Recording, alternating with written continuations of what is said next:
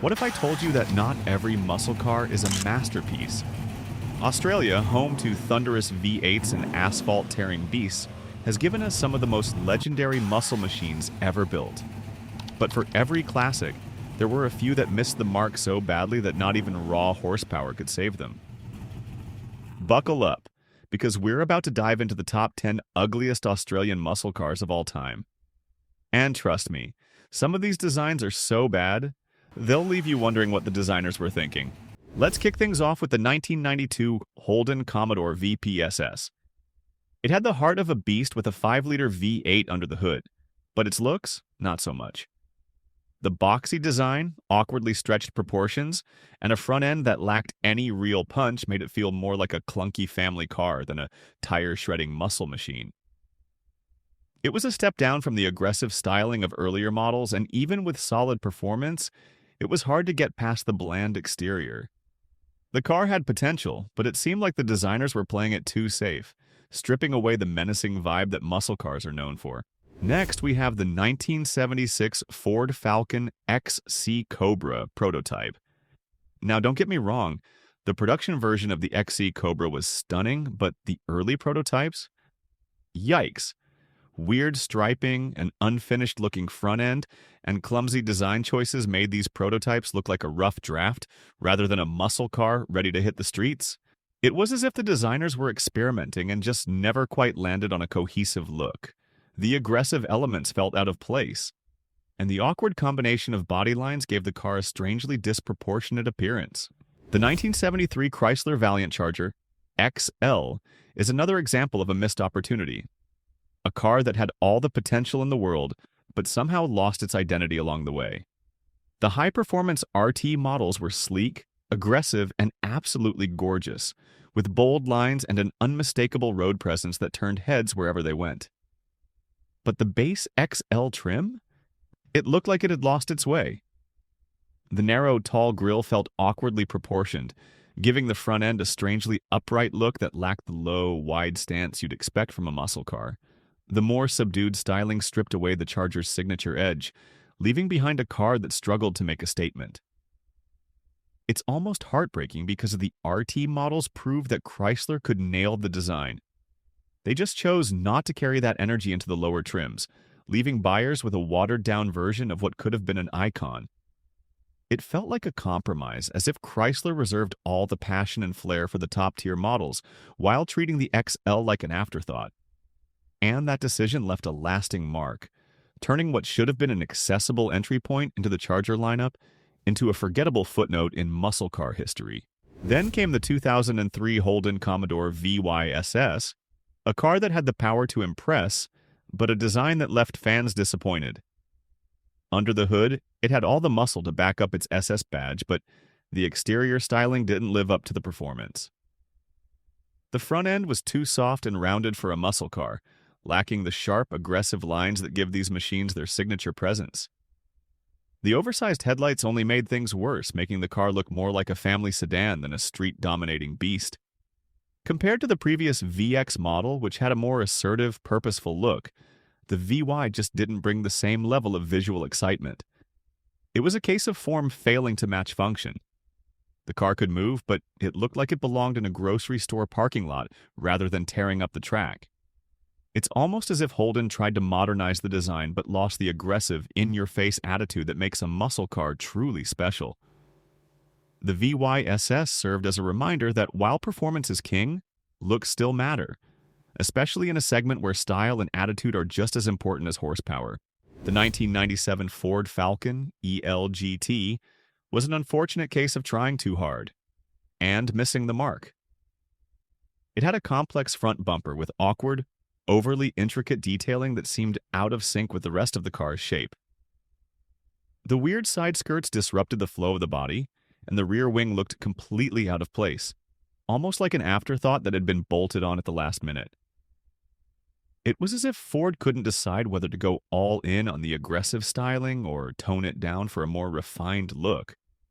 And the result was a confused-looking muscle car that lacked any sense of visual cohesion. The EL GT had all the ingredients for success, boasting impressive performance and the potential to be a true standout, but the execution just fell flat. It's like the designers were tossing ideas at a wall to see what stuck. And unfortunately, what stuck was a mishmash of awkward elements that clashed more than they complemented each other. In the end, it became a frustrating example of how ambition without direction can turn a promising muscle car into a visual letdown. We can't forget the 1978 Holden Torana UC SL. After the brutal, hard-edged design of the SLR 5000, the UC model was a disappointment. The round headlights and softer lines made it look like a plain sedan, completely losing the rough street fighter charm that made the earlier Toranas so beloved. It felt like a betrayal to fans of the earlier models. A car that once struck fear into rivals now looked more like a commuter vehicle. The UC SL was a prime example of how softening the edges of a muscle car can strip away its identity, leaving behind something unrecognizable. The 1974 Chrysler Valiant Pacer VK is another heartbreaking example of a muscle car losing its identity. The earlier Pacers had a raw, stripped-down aggression that made them stand out. They were lean, mean, and ready to tear up the asphalt. But the VK? It looked bloated and awkward, with a squared-off nose that robbed the car of its sleekness and bulky bumpers that added unnecessary visual weight. It ended up looking more like a dad's weekend cruiser than a true muscle car, lacking the sharpness and energy that defined the Pacer legacy. The design changes felt unnecessary, as if Chrysler was trying to appeal to a broader market at the expense of the car's muscle roots. The aggressive stance and bold personality that once made the Pacer a standout had been softened to the point of near irrelevance. It's frustrating because the Pacer name carried weight. It was a symbol of no-nonsense muscle. And seeing it attached to a car that lacked the visual punch and attitude of its predecessors was a tough pill to swallow. It served as a reminder that chasing mainstream appeal can sometimes strip away the very essence that made a car special in the first place. Even modern muscle cars weren't safe from design disasters. The 2008 HSV XU8 was a monster on the road with its 7-liter V8, capable of blistering performance that could leave rivals in the dust. But visually, it failed to deliver in almost every way. It was too plain, too reserved. It looked more like a standard sedan with a few extra bits glued on, rather than a 7-liter powerhouse ready to dominate the streets. The body lines lacked the sharp, aggressive stance you'd expect from a car with such raw power, and the minimal design elements made it almost forgettable at a glance. For a car with such insane performance capabilities, the styling felt almost lazy, as if the design team had run out of inspiration halfway through the process.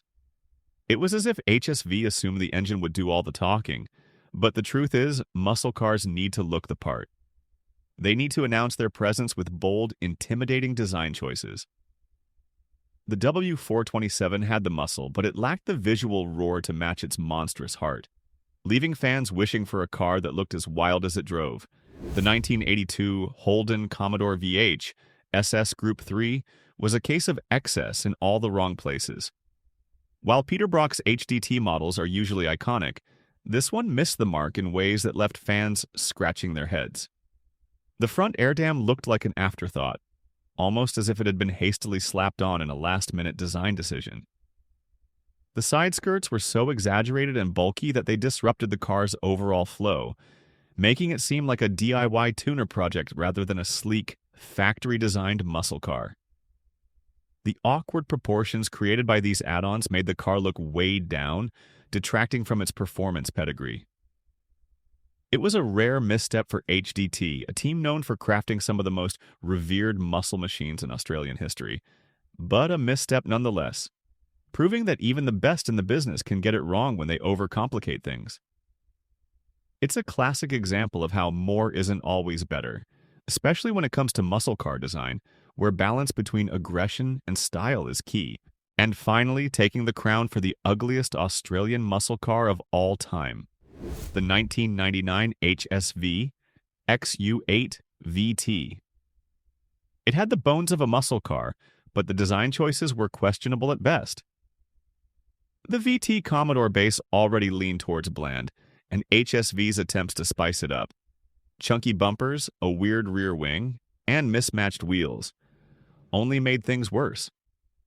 It looked like someone had thrown every aftermarket part they could find onto the car without thinking about how it all came together. It's almost painful to look at because the potential was there, but the execution was a disaster. So, there you have it. The top 10 ugliest Australian muscle cars that prove even the most powerful engines can't always save bad design. But what do you think? Are there any cars you'd add to the list, or do you think some of these are unfairly judged? Let us know in the comments. And if you enjoyed this dive into automotive history, make sure to hit that like button, subscribe to the channel, and ring the bell icon so you never miss a video. We've got plenty more car content coming your way, from the best muscle cars ever made to the wildest custom builds. Stay tuned, and we'll see you in the next one.